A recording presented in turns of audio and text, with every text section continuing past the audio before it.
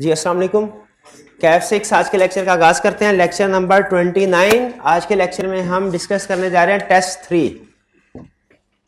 Test 3 हमारा हुआ था और ये टेस्ट था कॉस्ट ऑफ कैपिटल और इन्वेस्टमेंट अप्रेजल के ऊपर। तो आज का जो हमारा लेक्चर है उसमें हम न्यूमेरिकल कंसेप्ट्स डिस्कस करेंगे, थ्योरेटिकल नहीं। हालांकि चैप्टर हमारा थ्योरेटिकल चल रहा है, लेकिन आज के लेक्चर में हम इन्वेस्टमेंट अप्रेजल और कॉस्ट ऑफ कैपिटल के बेस पे जो टेस्ट 3 हुआ था उसको डिस्कस करने जा रहे हैं। तो तैयार हैं? कैलकुलेटर साथ लेके आए हैं? शाबाश। साथ साथ जो कैलकुलेशन कहूंगा करते जाएंगे। कितने स्टूडेंट से टेस्ट 3 दिया था? टेस्ट 3 दिया था, अटेम्प्ट किया था। कितने स्टूडेंट से अटेम्प्ट किया है? शाबाश। चले स्टार्ट करते हैं। 3 क्वेश्चन थे सिर्फ। पहला क्वेश्चन JKL इजी था कि डिफिकल्ट? नॉर्मल था। चलिए, कितने स्टूडेंट्स को ये क्वेश्चन इजी लगा? इजी। कितनों के लिए मॉडरेट था और कितनों के लिए डिफिकल्ट था? इजी था यानी। गुड। रिक्वायर्ड में कह रहे हैं calculate the net present value of the project and state whether और not it should be undertaken. Net present value calculate करें। कैसे पता चलेगा इसे अंडरटेक करना है कि नहीं प्रोजेक्ट को? अगर नेट प्रेजेंट वैल्यू पॉजिटिव आ जाए अंडरटेक कीजिए, नेगेटिव आ जाए नहीं करना, हाथ भी नहीं लगाना इस प्रोजेक्ट को। पहला JKL is considering whether to invest in purchase of new machine costing rupees 250,000। 250,000 क्या है? year not का कैश आउटफ्लो। शाबाश। 250,000। The machine will have a 4-year life and a net disposal value of rupees 100,000। 250 आ गया हमारा year 1 में, year not में outflow. 4-year life से क्या पता चला? 5 कॉलम बनाने हैं कम से कम। Year nought, year 1, year 2, year 3, year 4 में भी ईयर 5 भी बनाना पड़े उसकी जगह छोड़ दीजिएगा। कॉलम ना बनाया भी लेकिन उसकी जगह छोड़ दें। क्यों? कैसे पता चलेगा ईयर 5 बनाना है कि नहीं? अगर पेएबल इन नेक्स्ट ईयर हुआ कोई भी एक्सपेंस तो ईयर 5 भी बनाना पड़ेगा, एक और कॉलम बनाना पड़ता है। Disposal value of 100,000 at year. Disposal value का क्या ट्रीटमेंट है? ईयर 4 में इनफ्लो है। एक और भी ट्रीटमेंट है। हाँ जी। गेन या लॉस, टैक्स कैलकुलेशन के लिए गेन या लॉस कैलकुलेट करने के लिए इसे यूज किया जाता है। ये हमारी सेल प्राइस होती है, ठीक है। लेकिन वो उस सूरत में करेंगे अगर टैक्स रेट उसने दिया होगा, टैक्स की कैलकुलेशन करनी होगी। कुछ क्वेश्चन में टैक्स की कैलकुलेशन हमें देता है करने को, कुछ में नहीं देता। कुछ क्वेश्चन में कहता है इग्नोर टैक्स, टैक्स की कोई एडजस्टमेंट नहीं करनी। कुछ में टैक्स रेट भी दे देता है, जिसका मतलब क्या है? हमने टैक्स लायबिलिटी कैलकुलेट करनी है। पहले सेंटेंस में, पहले पैराग्राफ में 3 चीजें उसने बताई जो हमारे इन्वेस्टमेंट अप्रेजल को अफेक्ट कर रही है। तीनों का ट्रीटमेंट क्लियर है आपको? 250,000 ओके, 4-year लाइफ भी और डिस्पोजल वैल्यू भी done. In addition, rupees 35,000 of working capital will be required from the start of the project। Start of the project मतलब ईयर नॉट में 35,000 क्या होगा? आउटफ्लो होगा, जो कि लास्ट ईयर में इनफ्लो हो जाएगा। कह रहे increasing to ₹50,000 at the end of first year, जो कि फर्स्ट ईयर के एंड पे 50,000 से बढ़ेगा कि बढ़ के 50,000 होगा? बढ़ के 50,000 होगा। इसका मतलब है ईयर नॉट में 35,000, ईयर 1 में 15,000 और वर्किंग कैपिटल। आगे चाहे नहीं भी बताया उसने, लेकिन बता दिया इसमें all the working capital will be recovered at the end of year 4। ये लाइन ना भी लिखता तो कोई फर्क नहीं पड़ता। हमें पता है कि जितना भी वर्किंग कैपिटल होता है लास्ट ईयर में रिकवर हो जाता है। तो लास्ट ईयर 4 होगा, ईयर 4 उसमें कितना का रिकवर होगा? 35 या 50,000। क्लियर? ये सेकंड पैराग्राफ में भी जितनी भी इंफॉर्मेशन है उस सबका ट्रीटमेंट क्लियर हो गया आपको। Next, the project is expected to generate extra annual revenue of 200,000 and incur annual cash operating cost. Cash operating cost यानी इसका मतलब है इसमें डेप्रिसिएशन शामिल नहीं है। और 50,000 for each year of the project. अब इसका मतलब है हर साल ईयर 1 में, ईयर 2 में, ईयर 3 में, ईयर 4 में कितना रेवेन्यू है? 200,000, 2 लाख हर साल में है। और कैश पेड कितना है? Expenses paid 50,000 each year. लेकिन कहीं इसमें इन्फ्लेशन तो नहीं है? अगर इन्फ्लेशन हो तो फिर हमें उसको इंक्रीज करना पड़ेगा। फिलहाल तो नहीं है, आगे चल के देखें अगर इन्फ्लेशन हुआ तो उस लिहाज से इंक्रीज कर लेंगे। JKL's cost of capital is 10% after tax. Cost of capital का क्या ट्रीटमेंट होता है? एनपीवी निकालने के लिए डिस्काउंट रेट के तौर पे यूज होता है। Corporate tax is charge on profit at the rate of 35%। इस आधे लाइन ने हमारा क्वेश्चन तकरीबन डबल कर दिया। कैसे कर दिया? अब हमें टैक्स की वर्किंग करनी पड़ेगी।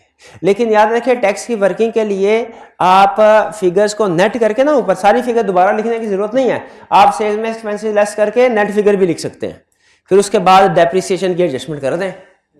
ठीक है? टैक्स की कैलकुलेशन में और इन्वेस्टमेंट अप्रेजल की कैलकुलेशन में क्या फर्क है? टैक्स की कैलकुलेशन में नॉन कैश आइटम्स भी आती हैं। डेप्रिसिएशन एक्सपेंस ऊपर इन्वेस्टमेंट अप्रेजल की कैलकुलेशन में आएगा? नहीं आएगा। नीचे टैक्स की कैलकुलेशन में आएगा? यस आएगा। इंटरेस्ट एक्सपेंस ऊपर इन्वेस्टमेंट अप्रेजल में आएगा? नहीं आएगा। नीचे टैक्स की कैलकुलेशन में आएगा? यस आएगा। तो ये 35% tax is payable in the year following the year in which profits occur. ये मेरा ख्याल है पहली दफा है जब हमारे सामने कोई ऐसा एक्सपेंस आया है जो नेक्स्ट ईयर में पे हो रहा है। नेक्स्ट ईयर में इसका मतलब क्या हुआ? जो ईयर 1 का टैक्स है ईयर 2 में, ईयर 2 का 3 में, ईयर 3 का 4 का, ईयर नॉट का होगा ही नहीं। हाँ शाबाश, ईयर नॉट का तो होता ही नहीं। शाबाश शाबाश। तो इसका मतलब है हमें एक 5th ईयर का कॉलम भी बनाना पड़ेगा, लेकिन 5th ईयर में कोई रेवेन्यू एक्सपेंसेस नहीं होंगे क्योंकि प्रोजेक्ट ही 4 साल का है। 5th ईयर में सिर्फ क्या होगा? टैक्स पेबल होगा नेक्स्ट ईयर में। और ये समझ आया कि नहीं आया? आगे चलें। There will be a 25% annual writing down allowance on capital expenditure for tax purposes। Tax purposes के लिए डेप्रिसिएशन रेट क्या है? 25% और WDV मेथड है, स्ट्रेट लाइन नहीं है। WDV मेथड है, स्ट्रेट लाइन नहीं है। अगर स्ट्रेट लाइन होता तो रेजिडुअल वैल्यू को लेस करके रेट लगाते हैं, और WDV है डायरेक्ट कॉस्ट लगाएं। The tax allowable depreciation is calculated by reducing balance method. Required calculator net NPV of the project. सबसे पहले मुझे आपने गेन या loss on disposal of fix asset calculate करके देना है। गेन या लॉस कैलकुलेट करके देना है। इसके लिए क्या करना पड़ेगा आपको? ईयर 4 की बुक वैल्यू कैलकुलेट करना पड़ेगी और उसका और 100,000 का डिफरेंस। भैया यार कैलकुलेटर आज मैं घर बुलाया हूं अपना, ये वाला दे दे मेरे को। शाबाश शाबाश। तो ये क्या कैलकुलेशन हुई? 250,000 मल्टीप्लाइड बाय 25% डेप्रिसिएशन रेट है तो 0.75 WDV होगी। कैलकुलेटर कैलकुलेटर कैलकुलेट ना कैलकुलेटर 250,000 मल्टीप्लाई 0.75 पावर 4, ये आ गई WDV at the end of 4th year. और डिस्पोजल वैल्यू कितनी है? ज्यादा है, 1 लाख में बेच दिया। ये 1 लाख जो है एक दफा तो ईयर 4 में इनफ्लो आएगा और फिर इसकी बेस पे जो गेन कैलकुलेट हुआ 20898 ये गेन है। ये टैक्स की कैलकुलेशन में ईयर 4 में इनफ्लो के तौर पे आएगा, यानी इनकम के तौर पे आएगा। देखिए सही है, मैच होता सोल्यूशन है ना आपके पास? ठीक कहते हैं, मैच हो गया, शाबाश। अच्छा इसके अलावा मुझे बताइए कि ईयर 3 की रैंडम कैलकुलेशन करवा रहा हूं। रैंडम कर पूरा क्वेश्चन नहीं, पूरा क्वेश्चन हमने डिस्कस कर लिया। अब साथ साथ डिस्कशन के साथ कुछ कैलकुलेशन भी होनी चाहिए। अब क्या करें? टैक्स की कैलकुलेशन कर लें। ईयर 3 का टैक्स कैलकुलेट करके दिखाएं मुझे। जो कि ईयर 3 का टैक्स।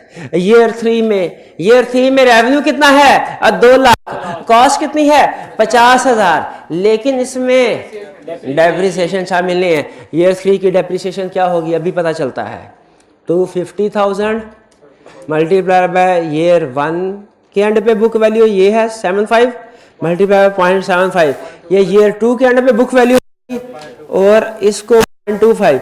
ईयर 3 की डेप्रिसिएशन हो गई 35156 डेप्रिसिएशन। इसमें एक्सपेंस ऐड कर दें प्लस 50,000 एक्सपेंस है, डेप्रिसिएशन एक्सपेंस है, एक्सपेंस में कॉस्ट ऐड होगी, टैक्स कैलकुलेट कर रहा हूं ना, ऐसे तो ना करें यार है? वो और इसको इस और फिर नेट ऑफ कर दें रेवेन्यू से 2 लाख, आपके पास जो आ गया वो टैक्सेबल प्रॉफिट जो आ गया, यानी sales minus cost minus depreciation expense, ये आ गया 114843। इसको मल्टीप्लाई करना है डेप्रिसिएशन टैक्स रेट के साथ 35.35 40,195। ये ईयर 3 के कैश फ्लोज में क्या आएगा गलत, ये ईयर 3 के कैश फ्लोज में क्या आएगा आउटफ्लो, गलत, ईयर 4 में आएगा।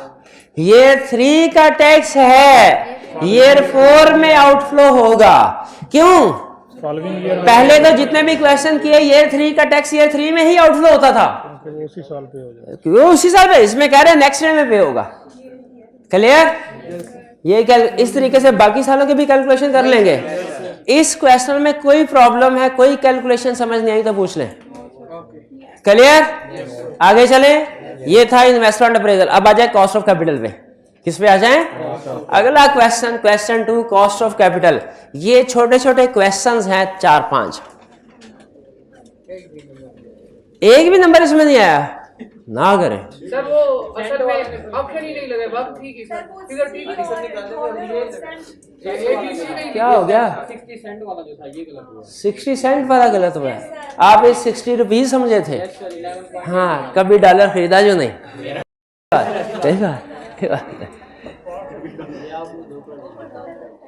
अच्छा, लेकिन ना एक चीज मैं आपको बता दूं, एग्जाम में आपको डॉलर के साथ क्वेश्चन नहीं देगा, लेकिन रुपीस के साथ पैसा के साथ दे सकता है। तो इसलिए ज़हन में रखिएगा, जो डॉलर और सेंट में फ़र्क है वही रुपीस और पैसा में फ़र्क है।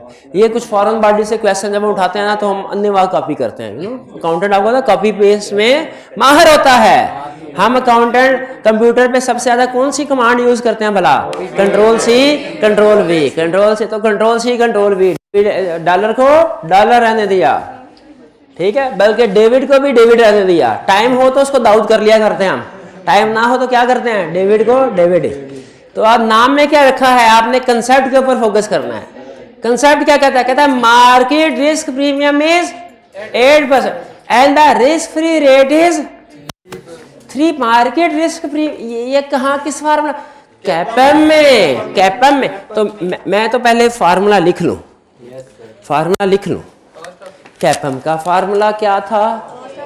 का एक मिनट है रे, कॉस्ट ऑफ इक्विटी। एक मिनट पहले मैं यूं याद कर लूं, risk free rate plus beta into market rate के market premium, rate of market minus risk free rate. अच्छा, ये मार्केट का टोटल रिटर्न है। मार्केट टोटल कितना कमा रही है? ये है रिस्क फ्री। अगर रिस्क फ्री इन्वेस्टमेंट करें तो कितना रिटर्न मिलता है? इन दोनों का डिफरेंस क्या कहलाता है? Market risk premium. तो जरा बताइए, ये जो उसने कहा है मार्केट रिस्क प्रीमियम इज 8%, ये 1 वाली अमाउंट ये 8% है, सेकंड वाली 8% है कि दोनों का नेट? दोनों का। कितने सोर्स से ये जज कर लिया था दोनों का नेट है? ये रिस्क प्रीमियम है, रिस्क टोटल, टोटल नहीं है रिटर्न, टोटल रिटर्न नहीं है, रिस्क प्रीमियम है। डिफरेंस कितना आया? 8% है। बीटा कितना है? बीटा फाइंड करना है। तो रिस्क फ्री कितना है बेटा फाइंड करना है 3%। और कॉस्ट ऑफ इक्विटी ये ले कैलकुलेशन कर लेंगे 10% minus 3% divided by 8% is equal to beta.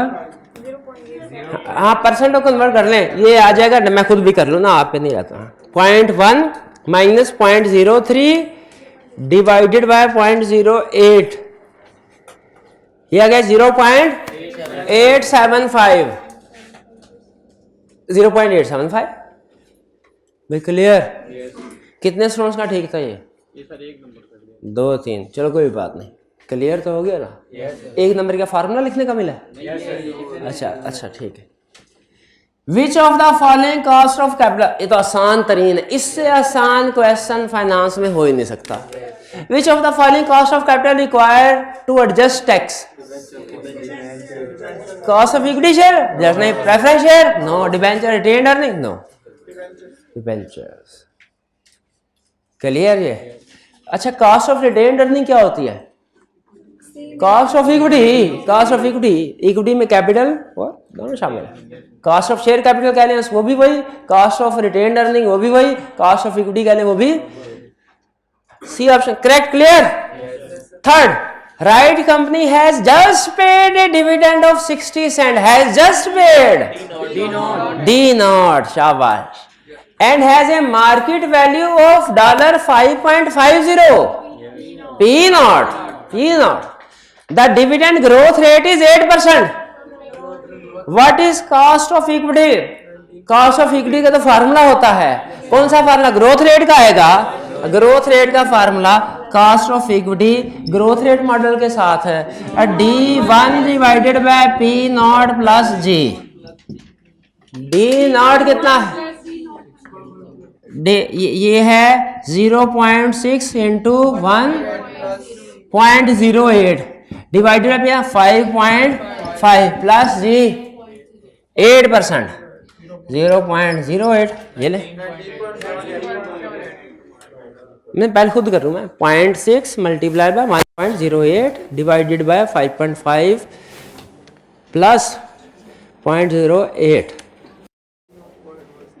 0.197 यानी 19.78%, 19.7 तकरीबन 8%, यही close. D option correct. Clear? चलिए कितने स्टूडेंट का ये क्वेश्चन ठीक था? ये एमसीक्यू ठीक था, शाबाश, ये आसान था। यानी 4। अच्छा इसमें वही कंसेप्ट जो हमने एक दफा गलत कर दिया था, याद है?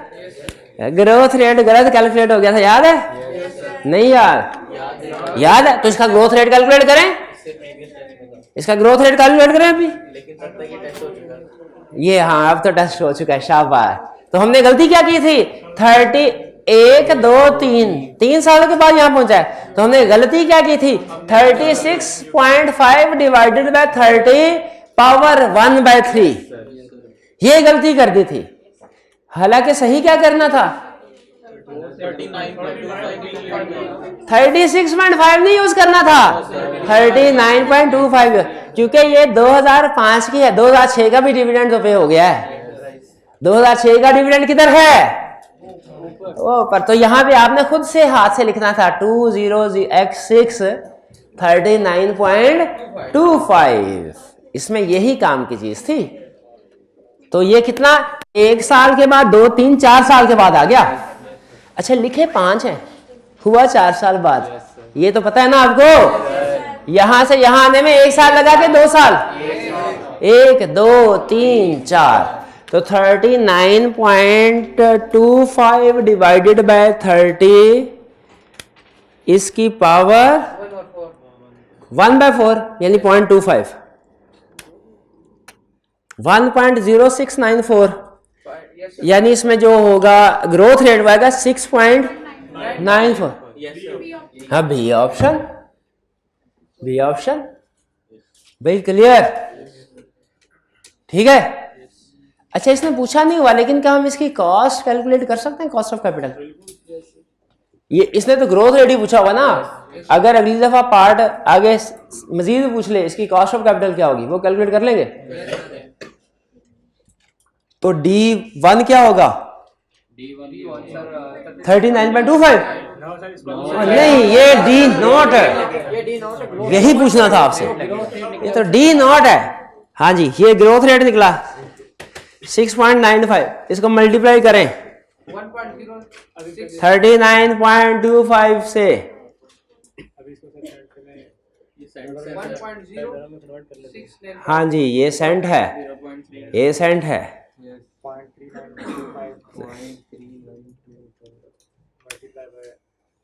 ये डॉलर में होगा 0.4197, डिवाइड कर दिया P1 8.31 और प्लस कर दिया, क्या था जी? 0.0695। तो ये कॉस्ट आते 12%, कॉस्ट ऑफ कैपिटल आते हैं। तो ये प्रैक्टिस के लिए अपने पास लिख लें कि अगर इसकी कॉस्ट इक्विटी कैलकुलेट करनी हो तो वो कितनी आएगी? 12%। नहीं पता कैसे आएगी? फार्मूला से आएगी। कैसे आएगी? फार्मूला कौन सा लगाना है? कैपम के डिविडेंड वैल्यूएशन मॉडल। डिविडेंड दिया है तो डिविडेंड वैल्यूएशन मॉडल आएगा ना। क्या फार्मूला है? क्या फार्मूला है डिविडेंड वैल्यूएशन मॉडल का? याद नहीं है भाई। ओए अभी सामने लिखा, वो देख मेरा भाई, वो देख। K E cost of equity is equal to D1 divided by P0 plus. भाई ऐसे ना कर यार, फार्मूला तो याद होने, फार्मूला के बगैर कैसे कैलकुलेशन करेंगे? कोई चीज कैलकुलेट नहीं हो सकती फार्मूला के बगैर। बे आगे चले। फिफ्थ, आरबी कंपनीज करंट कम dividend share price. Cum dividend कौन सी होती है? इंक्लूडिंग डिविडेंड, लेकिन हमें तो एक्सक्लूडिंग डिविडेंड चीजें चाहिए होती हैं, तो कोई मसला नहीं। RB share price, cum dividend share price 1.45, यानी इसमें डिविडेंड शामिल है, which will fall to 1.25 after the dividend is paid. Dividend की पेमेंट के बाद शेयर प्राइस कितनी हो जाएगी? तो इसका मतलब डिविडेंड कितना है? 0.2। अब आरबी का ये डिविडेंड कौन सा भला? D0। अभी रिसेंटली पे होगा ना, D0। Dividend pay out ratio is 60%। पे आउट रेशियो क्या होती है? रिटेंशन रेट नहीं, प्रॉफिट का जितने परसेंट डिविडेंड दे देते हैं वो पे आउट, और जितना अपने पास रिटेंशन। ग्रोथ किससे होती है? पे आउट से कि रिटेंशन से? रिटेंशन से। तो रिटेंशन कितनी है? 40%। और expected return on funds that are reinvested is 30%। जो फंड री इन्वेस्ट करेंगे उस पे रिटर्न कितना मिलेगा? 30%। तो इसका मतलब है ग्रोथ रेट कितना आया? 40%। Retention rate multiplied by cost of equity, cost of या return rate, return on investment. Return on investment 30% है, तो टोटल ग्रोथ रेट 12% है। डायरेक्ट कर लेते हैं, मुझे स्टेप बाय स्टेप चलने दिया करें। तो बेसिकली ग्रोथ रेट का फार्मूला क्या आया हमारे पास? Retention rate multiplied by return on investment.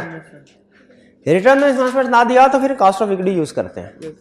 तो ये आ गया, पे आउट रेशियो 60 है, 40 आ गया retention rate multiplied by investment, return on investment 30% है, ये आ गया 12%। तो जी क्या हुआ? 12%। कैलकुलेट कर लिया था। कितने स्टूडेंट से ये ग्रोथ रेट कैलकुलेट कर लिया था?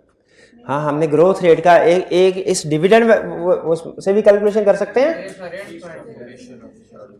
डिविडेंड से भी, हिस्टोरिकल डिविडेंड से, और दूसरा ग्रोथ मॉडल से। 12%। कॉस्ट ऑफ इक्विटी क्या रहा है बताओ?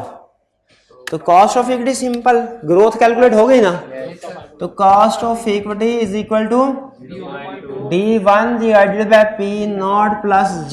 G आ गया 1 टू P0 कितनी है?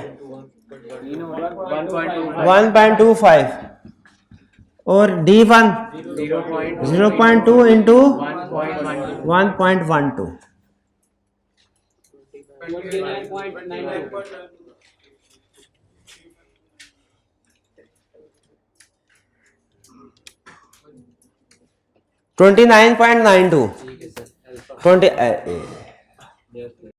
20 कितने स्टूडेंट का ये ठीक था?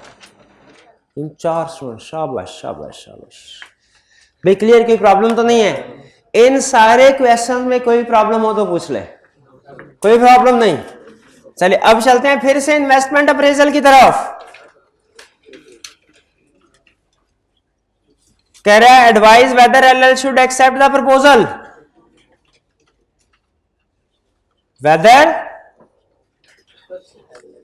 LL should accept the proposal. Start करें दी। LL is considering to accept a 5-year proposal। कितने कॉलम बनाने हैं? 6 कॉलम बनाने, लेकिन 7वें की जगह छोड़ दें, आगे कुछ पता नहीं है वो आ जाए। From ML for supply of product namely K44, ML would use K44 as a raw material for its main product. Detail of the proposal and related matter are summarized as follows. पहला, initial investment in the specialized machine estimated at rupees 60 million। क्या है 60 million? Cash flow. Year not में outflow है। Eight the beginning of year 4 यानी end of year 3, यानी eight the beginning of year 4 यानी ये बताया हुआ कि नहीं? अच्छा, LL would require a major overhauling on the machinery amounting to rupees 10 million। अब यहां पे 2 इश्यूज हैं। आपने पढ़ लिया ये पढ़ लिया ना? Eight the beginning of year 4 LL would require major overhauling on this machinery amounting to rupees। पहला इशू यहां पे यह, जो अभी एक इशू डिस्कस करूंगा, दूसरा थोड़ी देर बाद। पहला इशू, क्या इसे कैपिटलाइज करना चाहिए कि नहीं? कितने स्टूडेंट्स की काउंटिंग बड़ी अच्छी है? मेरी नहीं इतनी अच्छी वैसे। कितने स्टूडेंट्स की काउंटिंग अच्छी है? अच्छी किसी की भी नहीं है। शाबाश। नहीं, जिसकी सबसे अच्छी काउंटिंग किसकी? IS 16 क्या कहता है?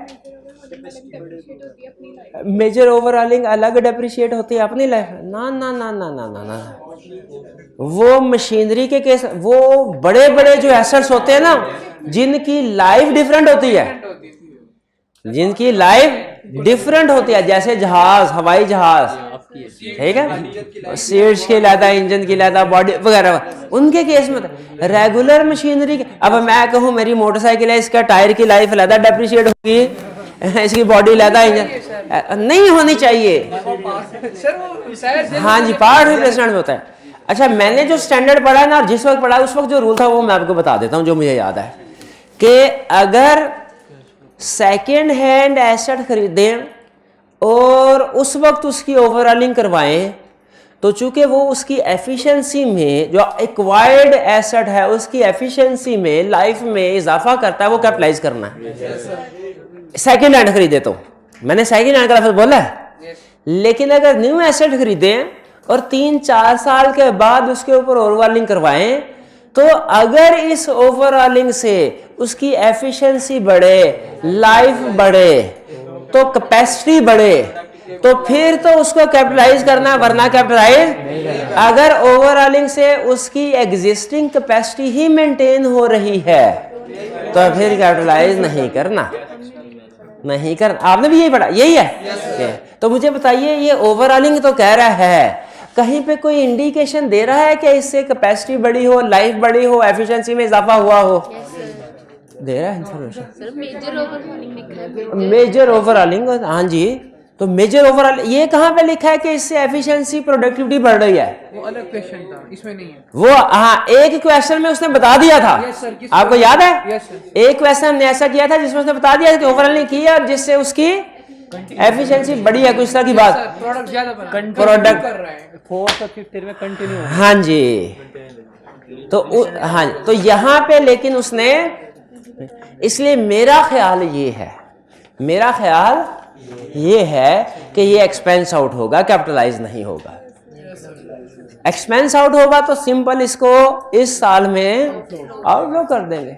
लेकिन अगर आप कैपिटलाइज करना चाहें तो क्या करेंगे, फर्ज करें, हाँ हाँ नहीं तो ट्रीटमेंट क्या होगा, ये आउटफ्लो तो होगा, आपका इन्वेस्टमेंट अप्रेजल के आउटफ्लो पे फर्क नहीं पड़ेगा, लेकिन टैक्स की कैलकुलेशन में फर्क पड़ जाएगा, क्योंकि फिर आपने सारे का सारा आउटफ्लो में नहीं डालना, सारे का सारा एक्सपेंस में नहीं डालना, फिर आपने इसको एसेट की लाइफ में ऐड कर देना है, और जो उस साल का 25% निकलेगा वो जाएगा, कितना रेट, हाँ 25% है, वो जाएगा आपका डेप्रिसिएशन में, यानी फिर वो डेप्रिसिएशन के थ्रू हो जाएगा। यानी आप इसको अगर टोटली एक्सपेंस आउट करते हैं ओवरऑलिंग को, तो आपकी उस साल की टैक्स लायबिलिटी कम हो जाएगी, और अगर कैपिटलाइज करते हैं तो उस साल की टैक्स लायबिलिटी थोड़ी सी ज्यादा हो जाएगी। सिर्फ टैक्स की अमाउंट पे, टैक्स की कैलकुलेशन में फर्क पड़ेगा, बाकी मेन हमारे इन्वेस्टमेंट अप्रेजल पे सेम ट्रीटमेंट है, वो आउटफ्लो ही आएगा। ये बात समझ आ रही है? चलिए, तो फिर बताइए कितने, सिर्फ जजमेंट आपकी पूछना चाह रहा हूं, कितने स्टूडेंट्स का ख्याल है कि उसने मेजर ओवरऑलिंग सिर्फ बताया है, ये नहीं बताया कि उससे एफिशिएंसी कैपेसिटी वगैरह इंक्रीज हो रही है? तो कितने स्टूडेंट का ख्याल है कि इससे एक्सपेंस आउट होना चाहिए, कितनों का ख्याल है कि उसे कैपिटलाइज होना चाहिए? बहरहाल नोट लिख के आप ट्रीटमेंट कर लें जो आपने करना है, ठीक है। आगे चलते हैं। इसके बाद the machinery can be dispose of at 80% of WDV at the end of project. 80% of WDV। अच्छा, अब मैं कैलकुलेशन करा रहा हूं जूमिंग के, हमने इसको एक्सपेंस आउट किया। 80 WDV कितने हैं? WDV इनिशियल कॉस्ट कितनी है, इनिशियल इन्वेस्टमेंट 60 मिलियन है। तो eight the end of the project कितने साल का है? 5 साल का। डेप्रिसिएशन कितनी है? 25% रिड्यूसिंग दी हुई है उसने। कैलकुलेशन अभी कर लें कि आगे चल के करेंगे डेप्रिसिएशन की? अभी कर लें, अभी कर 20 डेप्रिसिएशन तो कर लेते हैं अभी। डेप्रिसिएशन रेट उसने दिया हुआ है 25%, रिड्यूसिंग बैलेंस है, रिड्यूसिंग बैलेंस है। जरा बताइए कि 5 साल का प्रोजेक्ट है, किधर लिखा 5 साल, ये ऊपर 5 ईयर, 60 मिलियन है। 5 साल के बाद इसकी WDV क्या होगी? 5 साल के बाद इसकी WDV 14.75 पावर 5, 14.238। क्लियर? ये इसके आगे WDV, ठीक है। और इसकी डिस्पोजल वैल्यू बताइए उसने, हाँ, इसका मतलब है ये WDV, इसका 80% डिस्पोजल वैल्यू, तो लॉस कितना आ गया?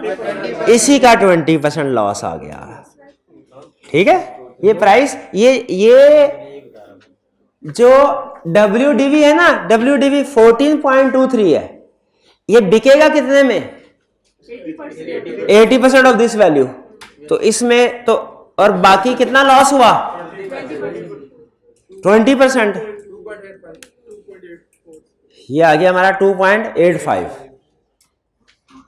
क्लियर? लॉस कैलकुलेट कर लिया हमने। चलिए, अच्छा, अगर फर्ज कीजिए ओवरऑलिंग को हम कैपिटलाइज कर रहे होते हैं, फिर उसको अलग डेप्रिशिएट करते हैं, उसको उसका चौथा साल थोड़ी करना था, उतनी तो हमारा चल ही नहीं रहा। इसको सिर्फ ईयर 3 में, ईयर 4 में इसको डेप्रिशिएट करते हैं 25, और ईयर 5 में, और वही इसकी WDV होती है, उसे ओरिजिनल WDV के साथ ऐड कर देते, ठीक है। लेकिन जो आपने सेल वैल्यू कैलकुलेट करनी है ना, वो ओरिजिनल के 80% के लिहाज से कैलकुलेट करनी, ठीक है, ठीक है। अगर इसको कैपिटलाइज करते ओवरऑलिंग को, तो फिर आपको WDV जो कैलकुलेट करनी होती है वो 2 हिस्सों में करनी होती है, ठीक है। मेन बड़े वाले एसेट की लैदा, इसकी लैदा। बड़े वाले एसेट की तो 5 सालों के बाद जो वैल्यू आती है वो थी WDV, लेकिन ये जो छोटे वाला एसेट है इसकी 2 साल के बाद जो WDV होती वो होती। Yes sir 80%। हाँ, और उन दोनों को ऐड कर देते। यस फिर 80%। हाँ, फिर 80% लगाते। ये बात समझ आ रही? नहीं, मेरा ख्याल कर ही लेते हैं। कर लेते कर लें एज्यूमिंग कि हमने इसको कैपिटलाइज किया है। तो 60 मिलियन एक एसेट ये है 60 मिलियन वाला, इसकी ईयर 5 पे WDV क्या होगी वो कैलकुलेट करनी है ना। 60 मल्टीप्लाइड बाय 0.75 पावर 5, ये आ गई 14.24। इसको लादा कर लें। अब किसकी करनी है? 10 मिलियन की, लेकिन 10 मिलियन की कितने साल के बाद? 2, ये है मल्टीप्लाइड बाय 0.75 पावर 2, ये ऐड कर ले, कितना आया? 5.625। और बड़े एसेट की कितनी थी? 14.24, 19.865। अब ये टोटल WDV है। हाँ, इसका 80% लेंगे, वो इसकी डिस्पोजल वैल्यू आएगी फिर, ठीक है। और 20% लॉस। क्लियर? दोनों अजम्पशन में आपको बता दिया, अगर ओवरऑलिंग को कैपिटलाइज नहीं करना तो क्या होगा, कैपिटलाइज करना तो क्या। क्लियर हो गई दोनों चीजें? पक्की बात है। हाँ, शाबाश शाबाश। कैपिटलाइज वाला दोबारा, शाबाश। कैलकुलेट किधर है आपका? कैपिटलाइज। अगर ओवरऑलिंग को कैपिटलाइज करें तो हमारी WDV क्या होगी लास्ट ईयर में? यही सवाल है आपका। सवाल क्या पूछिए जरा, कि अगर ओवरऑल 10 मिलियन इसको कैपिटलाइज करें तो हमारे जो इन्वेस्टमेंट है इसकी WDV क्या होगी eight the end of year 5। यही है। अगर कैपिटलाइज करें तो फिर हमारा एक नहीं 2 एसेट हो गए, एक बड़ा एसेट, एक छोटा एसेट, ठीक है। बड़ा एसेट 60 मिलियन का, छोटा 10 मिलियन का, ऐसे ही है। 60 मिलियन की WDV लादा कैलकुलेट करनी है ईयर 5 पे, 10 मिलियन की WDV लादा कैलकुलेट करनी है ईयर 5 पे। करे? हाँ, ये हुई थी, वो कह रही दोबारा करते हैं। ठीक है, 60 की तो हमने कर ली थी डायरेक्ट। अब आपने 10 मिलियन की करनी है, वो 10 मल्टीप्लाई बाय 0.7 पावर 2 होगी, 5.625। बड़े एसेट के साथ इसको ऐड कर दें, ये आपकी टोटल WDV आ जाएगी। आगे चलते हैं। इन ईयर 1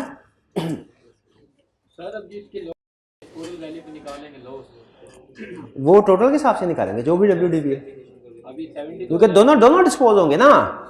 जब डिस्पोज होगा तो सिर्फ ये 60 मिलियन वाला थोड़ी होगा, 60 और 10 दोनों होंगे, 70। ठीक है, जब डिस्पोज होगा तो सिर्फ 60 होगा, 60।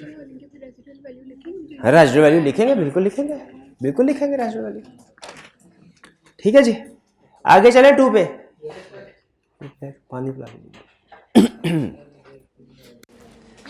In year 1, LL would supply 18,000 units of K44 to ML at ₹5,000 per unit. Supply यानी हमारी कंपनी ने सप्लाई करने हैं 18,000 यूनिट 5,000 के हिसाब से। Supply would increase by 5% per annum from year 2 onward. From यानी ईयर 2 की सप्लाई इंक्रीज होगी कि 18,000 ही होगी? इंक्रीज होगी। तो ईयर 1 का रेवेन्यू कितना होगा? 18,000 मल्टीप्लाइड बाय 5,000। ये अगर इन्फ्लेशन आके आता तो उसको कर लेंगे, अभी तो फिलहाल आपको ऐसे विदाउट इन्फ्लेशन, क्योंकि मुझे नहीं पता कि इन्फ्लेशन आने वाली है। फिलहाल आपको यहीं तक की एडजस्टमेंट बता रहा हूं। ईयर 2 का कितना होगा रेवेन्यू? 18,000 मल्टीप्लाइड बाय 1.05 पावर 1 और फिर सेल प्राइस। ईयर 3 का कितना होगा? 18,000 multiplied by 1.05 power 2 multiplied by 5,000। इसी तरह आगे चलते जाएंगे। क्लियर? ईयर 5 का कितना होगा रेवेन्यू? 18,000 मल्टीप्लाइड बाय 1.05 पावर 4, ठीक है, और फिर मल्टीप्लाई 5,000। 5000 इसलिए कह रहा हूं कि अभी मुझे नहीं पता इन्फ्लेशन अगर आगे जाके तो दोबारा करवाऊंगा आपको कैलकुलेशन। विदाउट इन्फ्लेशन यही कैलकुलेशन होगी, विद इन्फ्लेशन जब इन्फ्लेशन आएगी फिर समझाऊंगा। इसमें कोई प्रॉब्लम? सेल्स रेवेन्यू में कोई? आगे variable cost. Variable cost is estimated at ₹4000 per unit for year 1। Variable cost, लेकिन ईयर 1 में कितने यूनिट्स के साथ मल्टीप्लाई करना है ये तो बताया नहीं। 18,000। हाँ, जितने यूनिट सेल किए हैं कॉस्ट ऑफ सेल भी उतने यूनिट्स की होती है। तो इसका मतलब है ईयर 1 की वेरिएबल कॉस्ट कितनी है? 18,000 मल्टीप्लाइड बाय 4,000। ईयर 2 की कितनी है? 18,000 मल्टीप्लाइड बाय 1.05, क्योंकि क्वांटिटी बढ़ गई है। ये क्वांटिटी बढ़ी है, प्राइस नहीं, क्वांटिटी। और ये 3 की कितनी होगी variable cost? 18,000 multiplied by 1.05 power 2। Clear जी? ये थी वेरिएबल कॉस्ट। कोई फिक्स कॉस्ट भी होती है? कह रहा है fix cost associated with the proposal other than depreciation. अच्छा किया, अदर देन डेप्रिसिएशन। अच्छा क्यों किया? क्योंकि वरना हमें लेस करना पड़ते। Fix cost associated with proposal that is expected to be 2.5 lakh per month, out of which 50,000 would be allocated overhead. Allocated irrelevant है, 2.5 लाख में से 50 लेस करें 2 लाख, तो 2 लाख को कैश फ्लो में लेंगे ना, ये पर मंथ है, इसको मल्टीप्लाई करेंगे। हाँ शाबाश, 12 दूना 24, 2.4 मिलियन हर साल में आ गया, एक्सक्लूडिंग इन्फ्लेशन इम्पैक्ट। अगर इन्फ्लेशन आई तो सारी कैलकुलेशन दोबारा करवाऊंगा, ठीक है। Impact of inflation on revenue as well as all cost would be 7%, ठीक है। यानी जो इन्फ्लेशन का इम्पैक्ट है वो सेल्स में भी है, कॉस्ट में भी है। एक मिनट है, कॉस्ट पे है, क्योंकि देखें जो उसने हमें कॉस्ट, सेल्स और कॉस्ट दी हुई हैं, जो सेल्स और कॉस्ट दी हुई हैं वो ईयर 1 की तो उसने बता दी। उसने कहा in year 1 LL would supply 18,000 units at ₹5,000। इसका मतलब है ये 5,000 ईयर 1 की प्राइस है, ये 5,000 ईयर 1 की प्राइस है। ईयर 1 में इसके ऊपर इन्फ्लेशन नहीं लगनी, ईयर 2 में लगेगी, ठीक है। यानी ईयर 1 में क्वांटिटी भी 18,000 है और प्राइस भी 5,000 है। ईयर 2 में क्वांटिटी इंक्रीज होगी 5% से और प्राइस इंक्रीज होगी इन्फ्लेशन से। तो जरा ईयर 2 की कैलकुलेशन करें, 18,000 मल्टीप्लाइड बाय 1.05 की पावर 1, फिर multiplied by 5,000 multiplied by 1.07 power 101 million, 101.115 million. Clear? तो जरा ईयर 4 का रेवेन्यू कैलकुलेट करके दिखाएं मुझे, फिर मानूं आपको। ईयर 1 में इन्फ्लेशन क्यों नहीं लगाया? क्योंकि ईयर 1 में उसने खुद बता दिया है कि मैंने इतने यूनिट बेचने हैं और इस रेट पे। जब ईयर 1 में खुद बता दिया, क्या उसने क्वेश्चन में ये कहा है all prices are, all revenue and cost are at today's price?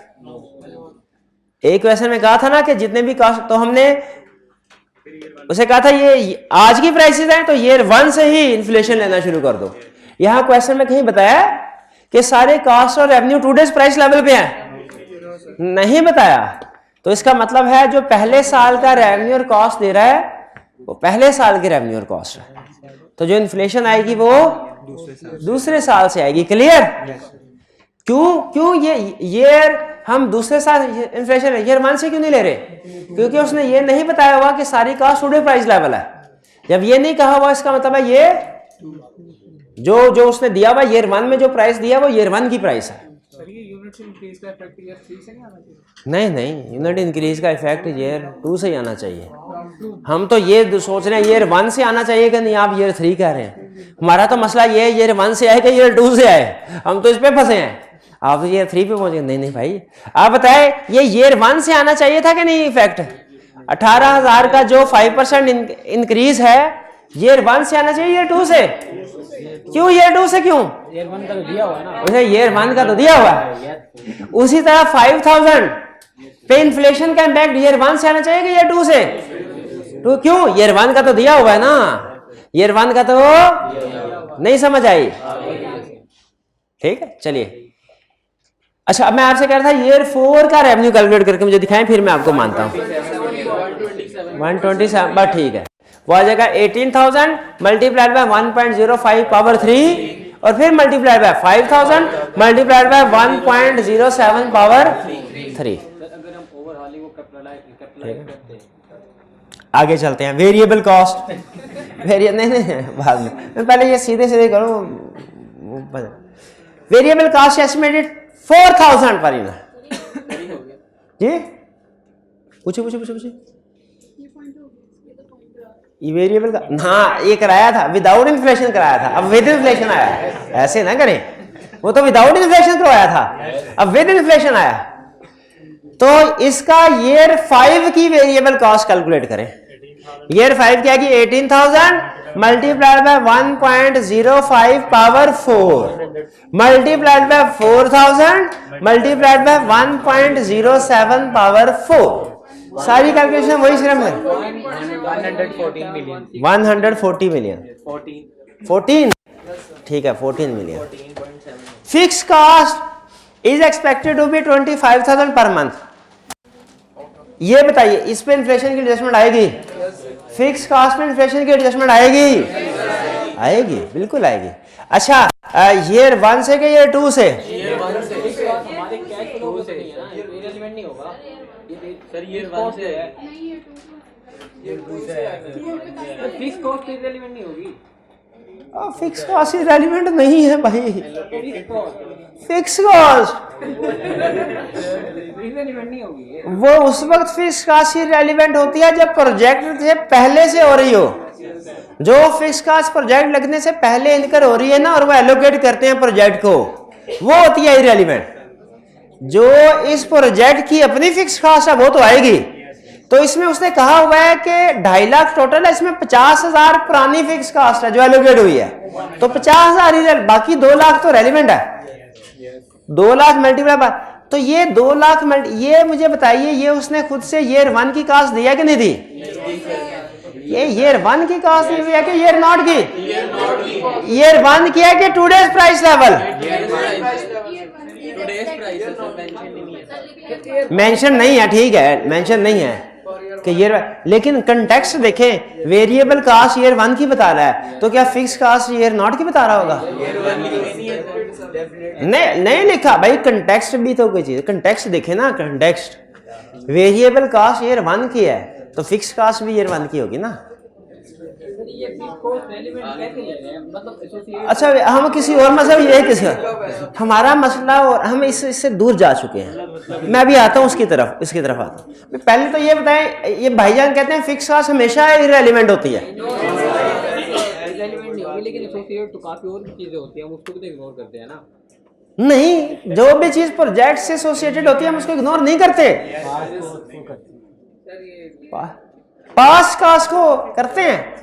ये पास कास्ट नहीं है, एलोकेटेड ओवरहेड्स को इग्नोर करते हैं हम। फिक्स कॉस्ट में कौन सी वाली फिक्स कॉस्ट को इग्नोर? जो एलोकेटेड होती है, जो इस प्रोजेक्ट की अपनी फिक्स। भाई इस प्रोजेक्ट के लिए अगर रेंट पे बिल्डिंग ली, अगर तो पहले से रेंट पे बिल्डिंग ली थी उसके ऊपर प्रोजेक्ट स्टार्ट कर देते हैं, वो तो इररिलेवेंट। लेकिन इसी प्रोजेक्ट के लिए अगर ले वो तो रेलिवेंट है ना।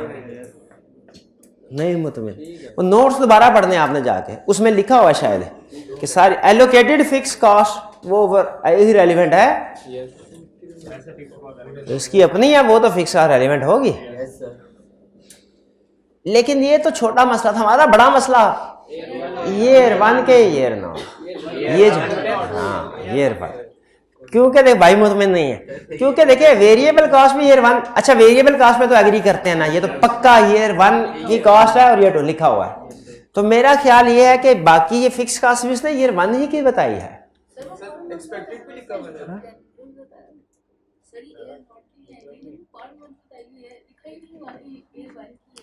फिक्स कास्ट के बारे में लिखा ही नहीं हुआ। Fix cost associated proposal the definition is expected to be 20 per month, would be expected to be होगी, वुड बी होगी ईयर 1। अजम्पशन ले लें, लिख लें आप इसमें। अच्छा मैं कन्विंस हूं, मैं अगर ये क्वेश्चन एग्जाम में बैठ के करूं ना तो मैं इसको भी, क्योंकि देखिए ऊपर कंटेक्स्ट देखे ना, उसने रेवेन्यू भी ईयर 1 के दिए हैं, वेरिएबल कॉस्ट भी ईयर 1 के दिए है, फिक्स कॉस्ट चूंकि यहां तो ना इसका पॉइंट अलग बनाया होता तो हम चलो उसके ऊपर डिस्कस भी करते हैं। ये उसने वेरिएबल और फिक्स दोनों को इकट्ठा एक ही पॉइंट में कवर किया है, और वेरिएबल ईयर 1 किया है तो मोस्ट प्रोबेबली ज्यादा चांस यही है। मैं इस बात पे एग्री करता हूं, उसने मेंशन नहीं किया, इसमें मैं एग्री करता हूं, लेकिन मेंशन नहीं किया तो कंटेक्स्ट को सामने रखते हुए ज्यादा चांस है कि फिक्स कॉस्ट भी ईयर 1 ही की है, ईयर 1 की है। वरना आपको लगता है नहीं तो आप नोट दे दें, अजम्पशन दे दें कि ये नॉट किया और ईयर 1 से इन्फ्लेशन ले लें, फिर ईयर 1 से इन्फ्लेशन ले लें, कोई हर्ज नहीं। टैक्स रेट, टैक्स एडजस्टमेंट तो क्लियर होगी ना आपको, उसमें सिर्फ डेप्रिसिएशन का फर्क आएगा, बाकी आपके कैश फ्लोज वही हैं, और आपको सारी कैलकुलेशन दोबारा करने की जरूरत नहीं है। आप ऊपर से रेवेन्यू और कॉस्ट, इन्वेस्टमेंट अप्रेजल में से रेवेन्यू और कॉस्ट को नेट करके नेट फिगर यहां पे लिख ले कैलकुलेशन ऑफ टैक्स में, जैसा सोल्यूशन में दिया हुआ है। कॉस्ट ऑफ कैपिटल 15% है, उसको डिस्काउंट करना। क्लियर? कोई प्रॉब्लम? अच्छा यहां पे उसने पार्ट ए में कहा है नेट प्रेजेंट वैल्यू से बताएं एक्सेप्ट करना है, वो आप बता देंगे 15% से डिस्काउंट करके। एग्रीड? बी रिक्वायरमेंट देखिए अजीब सी है, determine the minimum discount rate at which proposal would be acceptable to. ये असल में IRR नहीं है, नहीं नहीं,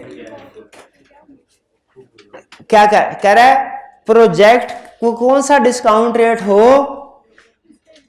जिस पे प्रोजेक्ट एक्सेप्टेबल हो, यानी डिस्काउंट रेट क्या हो, वो कॉस्ट ऑफ कैपिटल है। कि अगर ये प्रोजेक्ट हमारा 15% जितनी रिकवरी दे दे हमें, अगर इसका IRR 15% तक आ जाए तो हमारे लिए एक्सेप्टेबल है। अगर IRR 15% से कम आता है एक्सेप्टेबल नहीं है। जब वो डिस्काउंट रेट पूछता है तो हमने उसे IRR के साथ कंपेयर करना। जब NPV कहेगा तो गिवन डिस्काउंट रेट से हमने डिस्काउंट NPV कैलकुलेट करनी है। जब NPV कहता है ना NPV, तो जो कॉस्ट ऑफ कैपिटल दिया हुआ है हम उससे डिस्काउंट करते हैं। लेकिन जब कहता है बताओ डिस्काउंट रेट क्या होगा, क्या होना चाहिए, तो उस वक्त हम IRR के साथ कंपेयर करते हैं। हम इस प्रोजेक्ट का IRR कैलकुलेट करेंगे और उससे कंपेयर करेंगे डिस्काउंट रेट के साथ।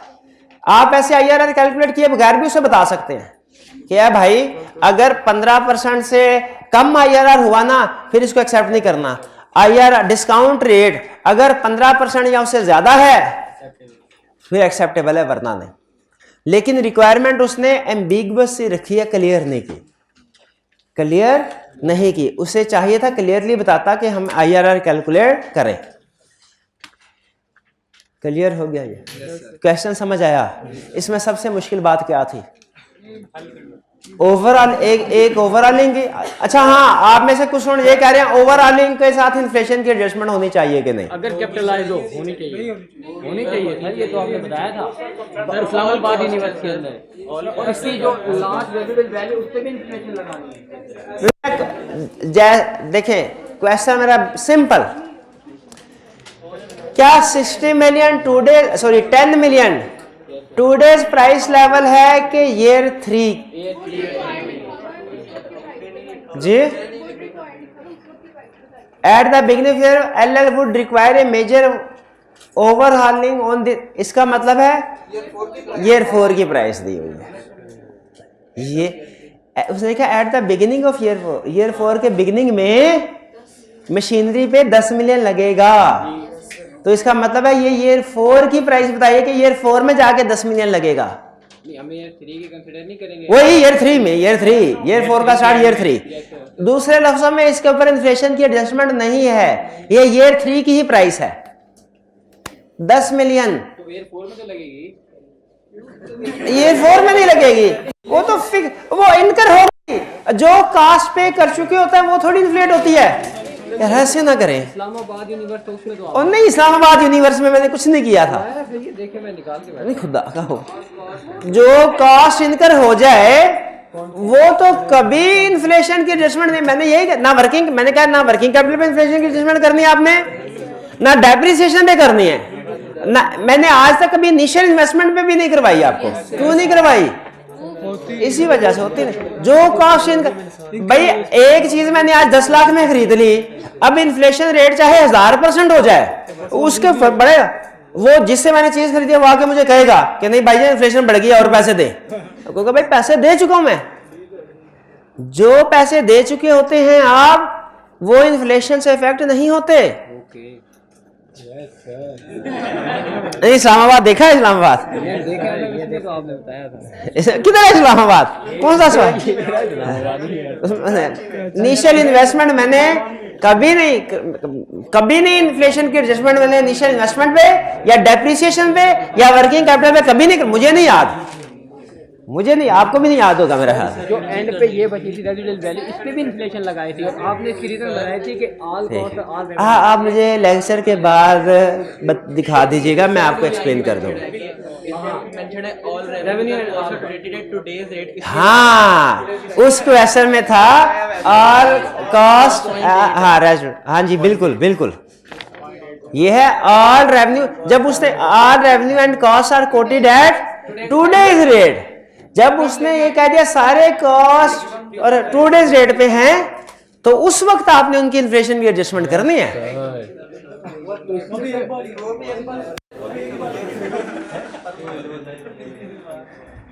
नहीं, आप तसल्ली से घर जाके देख लीजिएगा। मैं इंशाल्लाह परसों भी आऊंगा, बेफिक्र रहे, और मैं मुकरता नहीं अपनी स्टेटमेंट से।